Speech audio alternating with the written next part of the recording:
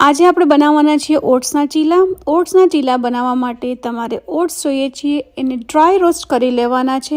ઓટ્સને તમે ધીમી આંચે dry roast કરી નાખો, પછી એ ઓટ્સને લઈ લ્યો અને ફાઇન રીતના એને ગ્રાઇન્ડ કરી નાખો। ગ્રાઇન્ડ કરીને પછી તમારે એને કરવાનું છે એકદમ સરસ રીતના પાવડર। અને પાવડર તમે જ્યારે કરી લ્યો પછી ઓટ્સને એક બાઉલમાં નાખીને બધાય તમારા મનગમતા ભાવતા વેજીટેબલ્સ નાખી દેવાના।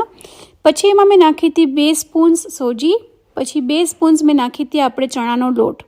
તો તમે ગમે તે વસ્તુ નાખી શકો, ખાલી એક વસ્તુ પણ નાખી શકો, પણ મેં બંને વસ્તુ નાખી હતી।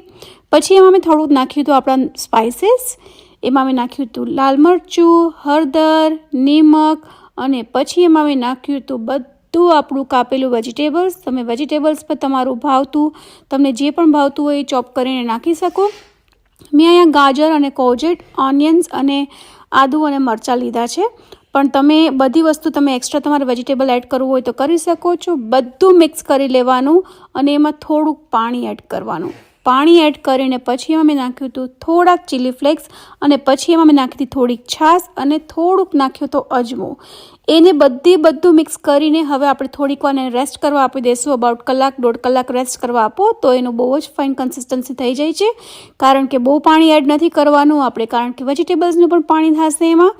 અને પછી એને 1 કલાક પછી રેસ્ટ કરીને મેં બનાવ્યો તો ચીલો, અને ચીલો બનાવ્યા પછી મારો પહેલો ચીલો એટલો ફાઇન નહોતો થયો, પણ તમારી કન્સિસ્ટન્સી જોવાની કેવી રીતના, અને એકદમ જરાક થીન બનાવવાના, ટ્રાય કરવાનું કે થીન ચીલો બને।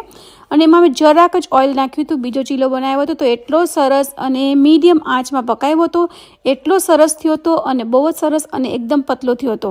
તો આવી રીતના તમે બનાવી શકો છો અને છોકરાઓને તમે ફૂલ ઓફ ફાઇબર અને પ્રોટીન સાથે તમે આપી શકો છો એ લોકોને।